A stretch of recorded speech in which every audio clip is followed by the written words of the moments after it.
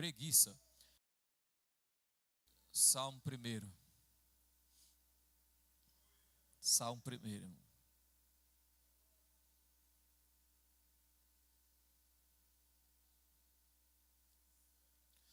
Está falando hoje, irmãos, sobre a reorganização da nossa percepção espiritual. É aquilo que você ouve todo dia: arroz com feijão para você comer e poder sustentar. Que comida diferente não é todo dia que você tem em casa. Salmo 1, irmão. Bem-aventurado o homem que não anda no conselho dos ímpios, nem se detém no caminho dos pecadores, nem se assenta na roda dos escarnecedores. Antes o seu prazer está na lei do Senhor, e na sua lei medita de dia e de noite. Ele é como árvore plantada junto às correntes das águas, que no devido tempo dá o seu fruto, e cujas folhagens não murcha, e tudo quanto ele faz será bem sucedido. Só até aí, irmão. Amém? Podeis assentar, irmão. Reestruturando a nossa percepção espiritual. É lógico que nós estamos vencendo mais um ano, né? Graças a Deus. E é hora de a gente pensar, refletir e entender a nossa vida espiritual. Até porque está findando aí 365 dias e nós não chegamos aonde era devido chegar, né? Nós não alcançamos. Eu estou falando de vida espiritual. Talvez você alcançou financeiramente ou intelectualmente, mas você talvez não alcançou a sua vida espiritual como deveria ser. A realidade é que nós desorganizamos a nossa vida, e quando isso acontece, a gente esfria. Eu vou colocar como escritor de a igreja de Laodiceia: a gente morna, né? A gente não esfria totalmente, mas também não eleva, e a gente fica morno. E morno, irmão, a realidade é que quando estamos mornos, nós não sabemos nem o que nós somos, mas no mínimo conseguimos chegar ao final do ano na igreja. Já é assim um sinal que Deus está dizendo assim: eu vou te dar outra chance, eu vou te dar outra oportunidade de você repensar a sua vida espiritual. Até que as pessoas entendam algo. Entenda o quê?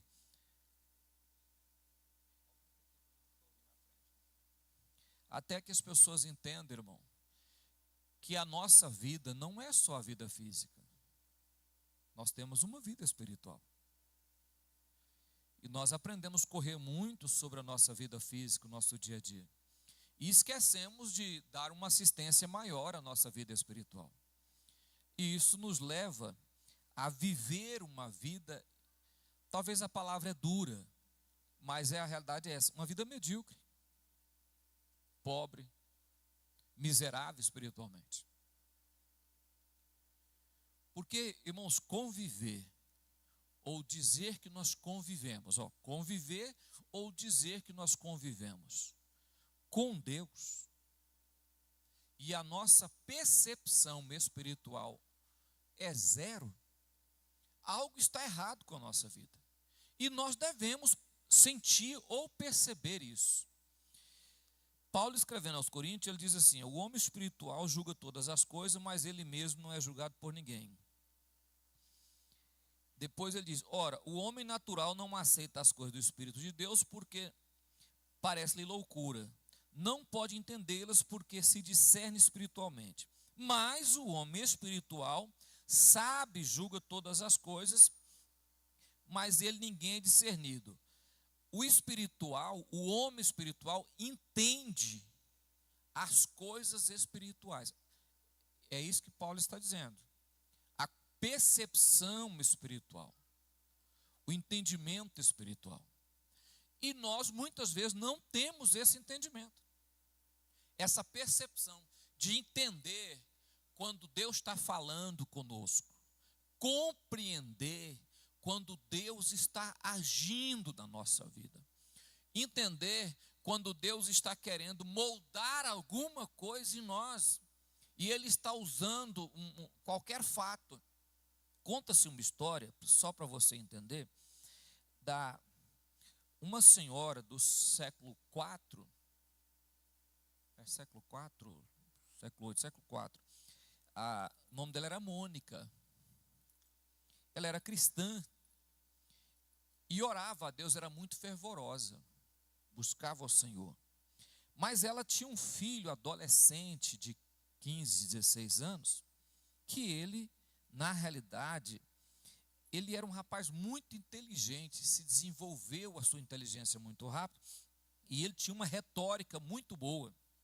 E com isso, quando as pessoas iam pregar para ele sabia se defender na retórica filosófica, de tal forma que nem pastores conseguiam fazer ele mudar de ideia. E ele foi crescendo e a sua sabedoria aumentando, e quanto mais ele crescia, mais ele aprendia as suas práticas imorais, beber, praticar prostituição, e foi entrando no mundo e vivendo uma vida, uma carnalidade. E a mãe dele orando ao Senhor, buscando ao Senhor, intercedendo a Deus, para que Deus fizesse alguma coisa.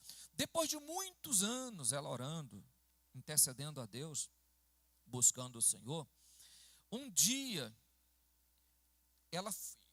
um pregador foi pregar na cidade, um ancião foi pregar na cidade, e ela conseguiu falar com ele, pediu para ele pregar para o filho dela. Contou como era o filho e pediu para ele pregar. E ele disse que não ia pregar. Ele entendeu que não adiantava ele sair do lugar que ele estava e ir lá pregar para esse rapaz. Não ia resolver nada. Mas ela continuou chorando e ela fez uma pergunta: mas será se o meu filho vai ser salvo? Aí ele olhou para ela, chorando em lágrimas, e disse: em cima dessas lágrimas, ele será salvo. O tempo passou, e um dia esse rapaz estava numa praça, sentado na praça. E quando ele estava na praça, ele ouviu uma voz que falava com ele. E esta voz falava esse versículo aqui, olha. Chamou o nome dele e falou assim para ele: andemos dignamente como em pleno dia, não em orgias e bebedice, não em impundícias ou dissoluções, não em contendas e ciúme, mas revesti-vos do Senhor Jesus. E ele olhou para um lado, pensou que era uma voz de uma criança falando com ele. Ele olhou para um lado, não viu ninguém, estava no parque, na praça, mas não tinha criança. Dentro dele ele entendeu que Deus estava falando com ele. Ele saiu dali, foi e converteu. Aceitou a Jesus. Por causa do versículo de Romanos 13, versículo 13. Andemos dignamente em pleno dia, não em orgias ou bebedice. O nome desse rapaz se chama Augustinho. Se tornou um dos maiores teólogos da igreja cristã. Agora olha para mim, irmão. A mãe orou muito tempo. Quando ela começou a enfraquecer, Deus usou um pregador e disse: as suas lágrimas será ouvida. Quando ela voltou a enfraquecer de novo, Deus deu um sonho para ela, andando no céu, segurando na mão do filho dela. Quando ela estava quase desanimando, o filho dela se converte. E quando o filho dela se converteu, ela olhou para Augustinho e disse: eu não tenho mais prazer no mundo e não tenho mais necessidade de estar aqui. 8 dias depois ela morreu. O que eu estou dizendo para você sobre percepção espiritual, irmão? Que muitas vezes Deus quer falar conosco, mas a nossa vida, nós cristãos, não está preparado para ouvir o que Deus vai falar. E Deus não é que Ele não fala conosco, é que a desorganização da nossa percepção espiritual é tão grande que nós não entendemos mais se é Deus ou se não é Deus falando. E o que nos faz diferenciar do mundo é o fato de aceitar a Jesus e ser guiado pelo Espírito. Aceitar a Jesus e ser guiado pelo Espírito nos diferencia do mundo, irmão. Não é o fato de deixar de pecar, porque nós não deixamos de pecar. É só o fato de aceitar a Cristo e ser guiado pelo Espírito. E se nós não somos orientados pelo Espírito de Deus, algo na nossa vida está errado, porque servimos um Deus espiritual. Agora, se eu sirvo um Deus espiritual e a minha percepção espiritual não é real, como que eu sou orientado? Como que eu posso entender que Deus está reanimando a minha vida? Como que eu posso entender que no louvor Deus está falando comigo? Ou como que eu posso entender que a pregação Deus está falando comigo? A falta de organizar a sua vida espiritual. Então, a estruturação da vida espiritual, ela tem 4 caminhos. Leitura da Bíblia, oração, jejum e congregar. É só isso. É uma prática tão simples, mas que ela precisa ser ordenada. Ela precisa ter objetivos. Por exemplo, irmão, as minhas orações, meu jejum, minha leitura da Bíblia, eu congregar. Até que ponto isso me torna um conhecedor de Deus? Se as minhas orações, a minha leitura na Bíblia, o meu jejum, as minhas idas à igreja, não me faz crescer no conhecimento com Deus, alguma coisa está errada. Eu tenho que perceber isso. Eu preciso perceber isso. Eu preciso entender que eu estou orando, jejumando, consagrando, mas isso não está causando nada na minha vida. Se as minhas orações, os meus jejuns, eu estar congregando, leitura da Bíblia, não me torna, até que ponto isso faz com que eu obedeça a Deus? Não, mas eu oro, eu jejum, eu leio a Bíblia, mas não consigo obedecer. Está errado, tem alguma coisa errada, não pode acontecer isso. Não há possibilidade de uma pessoa em sã consciência conseguir orar, conseguir ler Bíblia, conseguir jejumar, conseguir congregar e não obedecer a Deus. Se as minhas orações, os meus jejuns, as minhas consagrações não me tornaram servo ou não me fazer ser usado por Deus, alguma coisa está errada.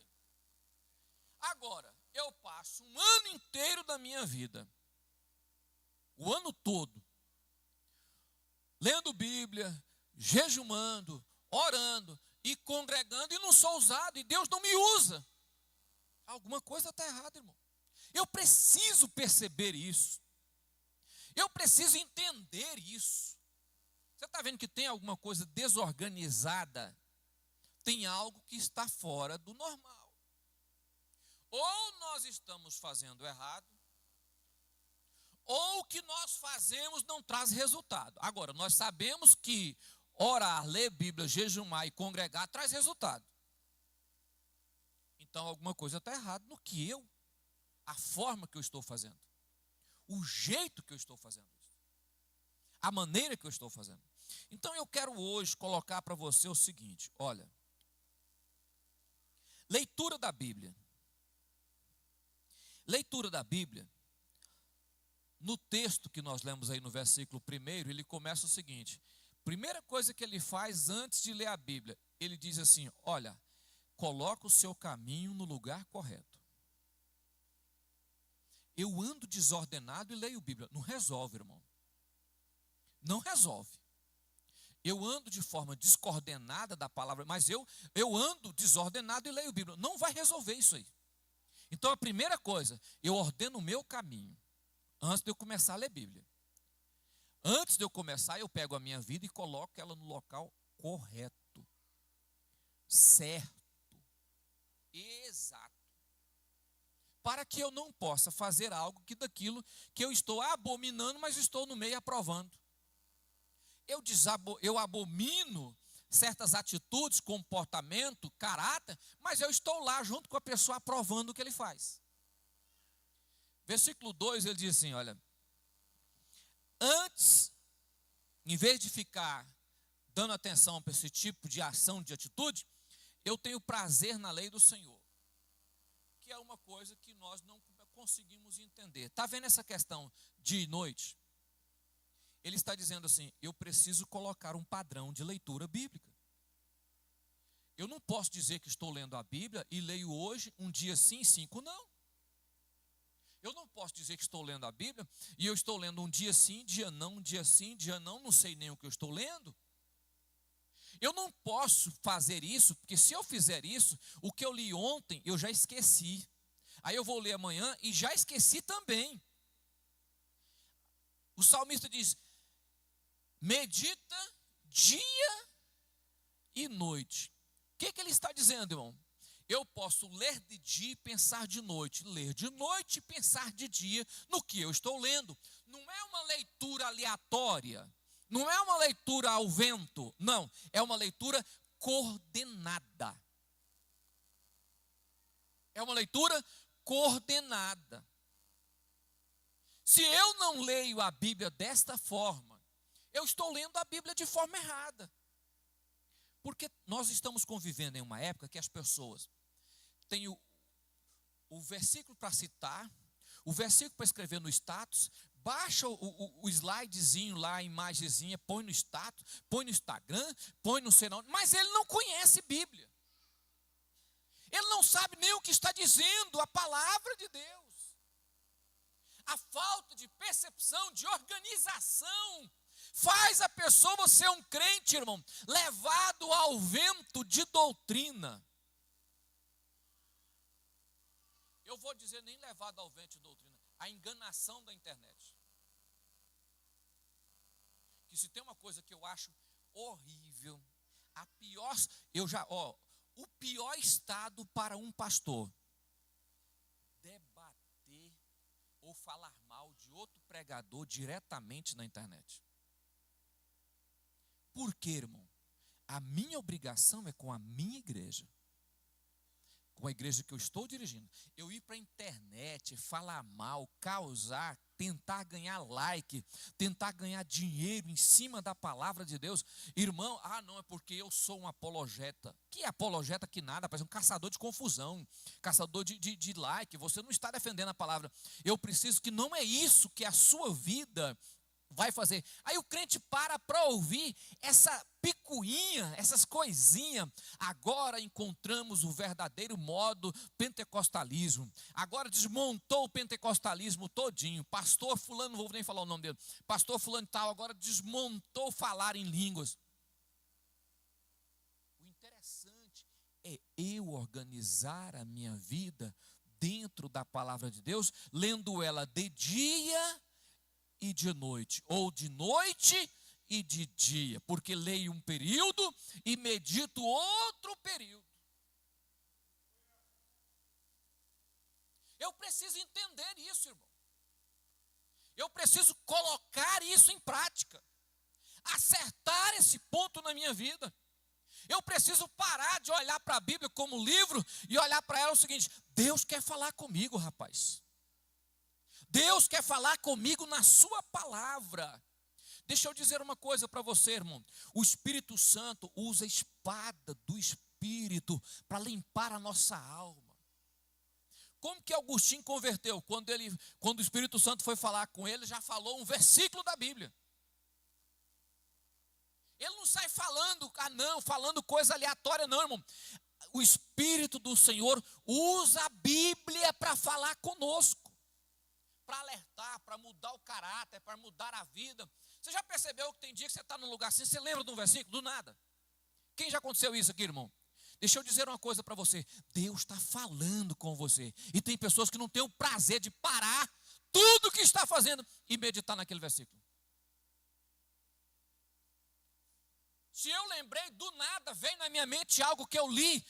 Eu li há 6 meses atrás. O versículo apareceu na minha mente. Irmão, para. O Espírito do Senhor está falando com você.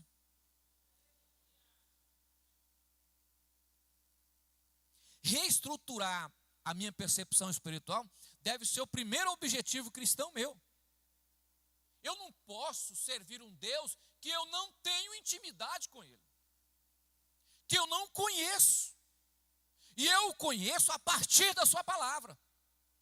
A partir da sua palavra. Eu posso ter experiência, eu posso ter sonhos, eu posso ter revelação, eu posso ter língua estranha, mas tudo isso se resume numa coisa só. Eu tenho que conhecer a Deus a partir da palavra, da verdade, da realidade da palavra de Deus. E se eu não faço isso, eu perco. A segunda questão se chama oração. Oração. Para muitos, oração é um sacrilégio, sacrifício, dor, angústia. Tem pessoas que para ele orar, ele faz uma cara feia antes de ajoelhar. Parece que Deus está dando a ele a pior carga que tem na vida. Você já imaginou, irmãos, você chegar perto de alguém para conversar e a pessoa olhar para você e falar, não quero conversar com você não. Eu posso até conversar com você, mas contra a minha vontade. Querer conversar, eu não queria, não vou conversar, mas eu não queria. Seria bom para você isso? É o que você faz com Deus quando você fecha a cara. Ah, não, vou orar porque o pastor pediu para orar. O pastor pediu para orar, então eu vou orar, mas gostar assim, de orar, assim, não gosto, mas o pastor pediu, então eu vou orar. Existe uma questão na oração, não é regra. Não é regra, irmão. Nem é mandamento. É disciplina. Que muitas pessoas não notam isso. Por que Deus visitava Adão no jardim do Éden, no mesmo lugar? Todos os dias Deus ia no mesmo local e chamava Adão. Por que ele não podia encontrar com ele qualquer hora do dia, em qualquer lugar? Tinha que ser o horário específico, local específico. Que quando ele chega, a gente percebe que é assim, não é porque está escrito lá, Deus tinha um local, não. Porque quando ele chega, ele pergunta, Adão, onde tu estás? Quer dizer, eu já estou aqui. Deus sabia onde Adão estava e Deus sabia que Adão estava em pecado. Mas ele foi aonde o encontrava todos os dias. Irmão, existe uma questão com Deus organizado. Deus é ordenado em tudo que ele faz. Todo obreiro desorganizado, a vida dele é uma peleja espiritual que ele não sai do lugar. Irmão. Não tem hora para orar, não tem dia para jejumar, não tem momento para ler a Bíblia, não tem separação com Deus, não sabe a hora certa, é qualquer momento, qualquer hora, a hora que der tempo, desorganização. Só para você ter noção, ó, Deus encontrava com Adão sempre no mesmo lugar. Quando você vai, olha, Moisés falava com Deus no monte, fora, onde ele fosse, ele falava com Deus. Mas no capítulo 33, versículo 7 de Êxodo, diz que quando Moisés ia falar com Deus, ele passava entre as tendas, que era do lado e do outro, e a tenda da congregação era fora do arraial, e ele ia para lá falar com Deus. E a Bíblia diz que quando ele chegava, a glória de Deus descia e inundava o ambiente que ele estava. Por que ele ia para lá se ele podia falar em qualquer lugar? Mas todas as vezes que ele chegava, a glória de Deus descia no lugar. Local específico. Tinha a hora certinha dele ir para a tenda. Esse é o grande erro de muitos cristãos. Eles não têm ordenação no que faz. Não tem momentos com Deus. E não adianta Deus esperar o momento com ele, porque não sabe a hora que ele vai tirar para aquilo. Deus sabe a hora. Mas a falta de disciplina mata o obreiro. Deixa eu explicar uma coisa para você, irmão. A repetição cria hábito. E o hábito faz você saber o que está fazendo. O hábito faz você entender qual é o momento que você deve agir. Então, quando você repete a mesma coisa no mesmo horário, o seu corpo acostuma tanto que todo momento, naquele dia, naquela hora, você lembra do que tinha que ser feito. Hábito. O que vale um hábito na vida de uma pessoa, irmão? Mudança de caráter, de vida, se acontece com hábito. Substituição de ações é com hábito. Quando eu tenho a mania de fazer algo errado, é só eu substituir aquilo por algo certo naquele horário. As pessoas não entendem isso. Já falei muito sobre isso na igreja. A falta de disciplina mata o obreiro, mata o homem de Deus. Todos os homens de Deus que eu convivi com eles, todos, sem exceção, eles tinham a hora certinha de orar, o dia certinho de jejumar.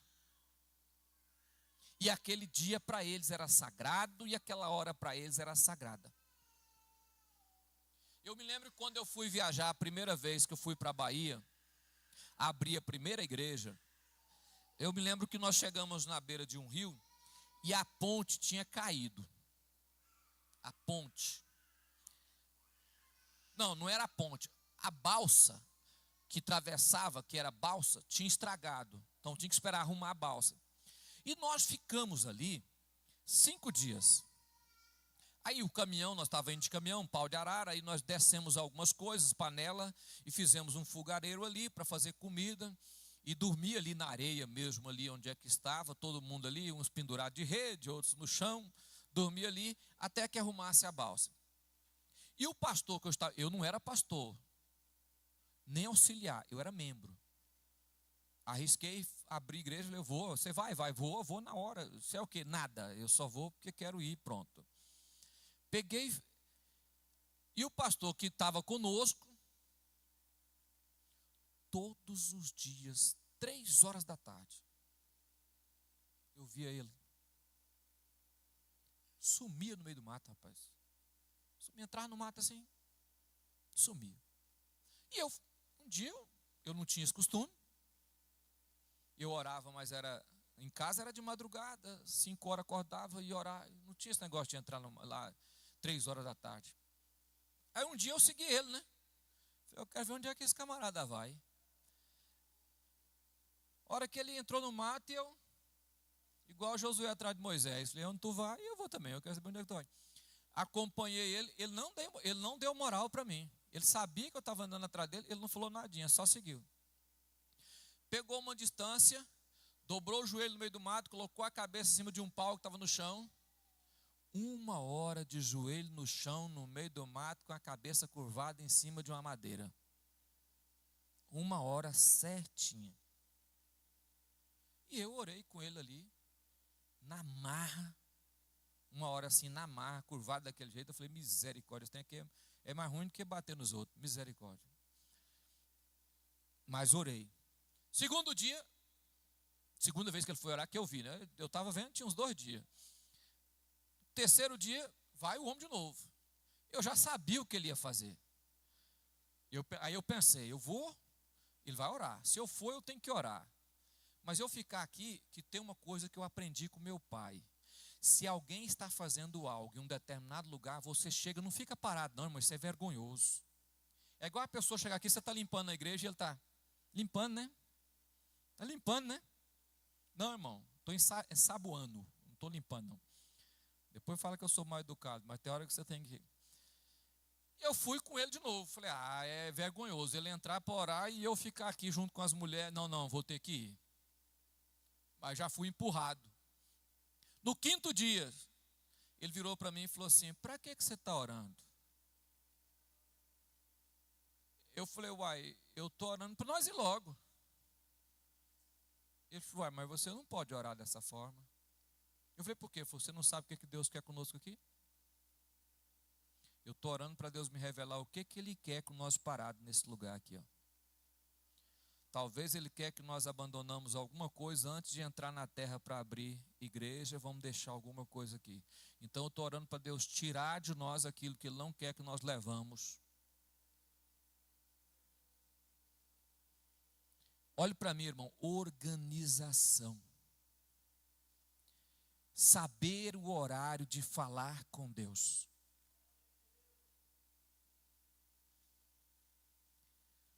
Quando Salomão constrói o templo, no capítulo 7, versículo 15, que Salomão dedica o templo ao Senhor, Deus aparece e fala, eu ouvirei a oração feita nesse lugar. Olha, meu irmão. Quando acontecer qualquer coisa que o povo entrar nesse lugar, os meus ouvidos estarão atentos a esse lugar. Homem de Deus que não tem hábito santo na sua vida, ele nunca terá percepção espiritual. Ele nunca vai entender quando Deus está falando com ele. Ele não conhece a voz de Deus. Ele não sabe disso. Quando você vai para o Novo Testamento, no capítulo 6 de Mateus, a Bíblia vai dizer, quando orares, entre no teu quarto. Olha, ó, outro lugar, específico, irmão. Pode orar em qualquer lugar. Mas Jesus diz, quando orares, entra no teu. Olha para mim aqui, irmão. Ele está falando de algo íntimo. Eu posso orar em qualquer lugar, mas quando eu preciso de intimidade, tem um local específico. Quando Deus sabe quando eu estou angustiado e aonde é que eu vou, irmão.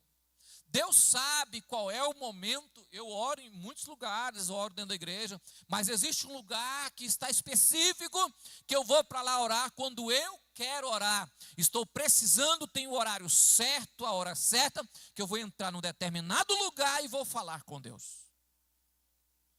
Até a maneira de estar lá. É importante que você, no próximo ano, reorganize a sua vida e coloque diante de Deus a forma que você vai viver. Apresente a Deus a forma que você vai viver. Jejumar, irmão. Tem pessoas que jejuam um dia, semana sim, semana não, mês sim, mês não. Aí quando a coisa aperta, ele corre para o jejum. Quando o trem está difícil demais, ele jejuma. Quando não está difícil, ele não jejuma. Aí fica naquele negócio, não. Quando eu sentir assim que estou passando problema, eu vou jejumar. Não, irmão. O jejum é para matar a carne. Mas existe uma coisa que o jejum funciona, irmão. Quando você tira a carne, você tem que aproximar de Deus.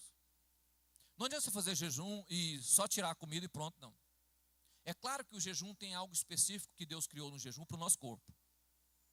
Quem não sabe disso, irmão, jejum é cientificamente curar o corpo. Cientificamente, o jejum ele funciona para curar o corpo. Curar. As primeiras 12 horas do jejum, você quase não sente nada. Depois de 12 horas que você está jejuando, o seu corpo começa a melhorar a sua pressão, melhorar o açúcar no sangue. Ele já começa a fazer o que precisa ser feito. 3 dias de jejum, no terceiro dia de jejum, você sabe o que o corpo faz, irmão? Quando você jejuma 3 dias, no terceiro dia de jejum, o corpo começa a matar as células que não prestam e reconstruir aquelas que estão fracas. Mesmo sem comida. Você sabe o que ele está dizendo? Eu vou ressuscitar o corpo. No terceiro dia de jejum. O judeu sabe disso, cientista sabe disso, médico sabe disso, todo mundo sabe disso. O crente que tem a melhor arma na vida dele, que é o jejum, ele não faz. A melhor arma, irmão. Você vê, ó, o jejum controla a glicose, controla a pressão, controla células mortas, limpa fígado, limpa o intestino, limpa o nosso interno aqui, ele limpa tudo jejumando. Isso eu estou falando da parte física, tá vendo? Na parte espiritual, irmão, só para você ter noção de uma coisa, você sabia que todo centro espírita tem dia de jejum? Que o diabo exige que o seu seguidor jejue? Que eles não podem entrar em contato com ele sem jejumar? Agora, nós que temos um Deus vivo que opera na nossa vida e que o jejum funciona, não é algo irreal não, ele funciona. Jejumar funciona. Funciona como? Quando você jejuma específico. Isaías, o profeta diz, quando jejumares, por acaso você jejuma para mim?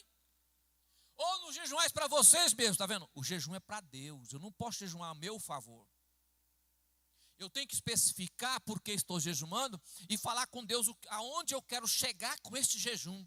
Senhor, eu estou jejumando, vou orar tantas horas, vou ler Bíblia, eu quero chegar em... Eu quero, não é que jejum é para alcançar a bênção, não. Jejum não traz bênção para a sua vida, irmão. Jejum traz presença de Deus. A presença de Deus traz bênção. Jejum não traz bênção. Vou jejumar para ganhar um carro, não vai ganhar carro. Ah, não vou jejumar 70 dias para arrumar um emprego melhor, não vai arrumar emprego melhor, irmão. Jejum traz a presença de Deus. Traz como? Você vai mortificando a carne e o seu espírito vai vivificando dentro de você. Aí a presença de Deus, a oração, falar com Deus, move os céus a seu favor. Então, o que eu estou dizendo para você, irmão? A leitura, a oração, o jejum e o congregar é a base para a sua vida espiritual. Quem não congrega não presta na fé. O nível espiritual conta dos dias que você vai na igreja.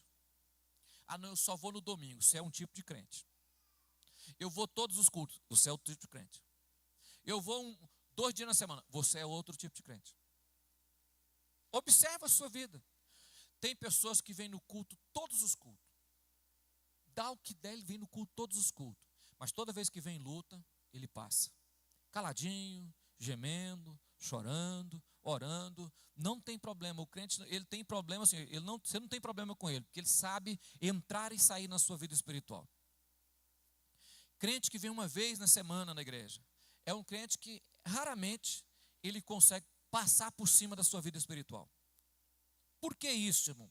Eu vou te falar uma coisa para você. O congregar, ele fortalece a nossa alma. O social, nós somos pessoas criadas espiritual e físico.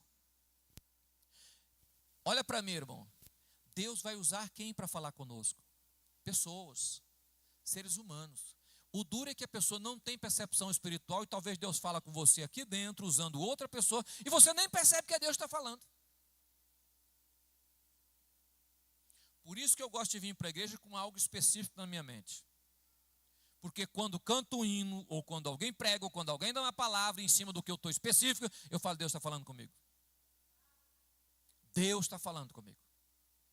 Deus escolheu esse dia para falar comigo. 2 coisas acontecem quando você vem para o culto. Ou você vem para ser usado por Deus, ou você vem para ouvir Deus ou pessoas ser usado para falar com você. Só tem essas questões, irmão.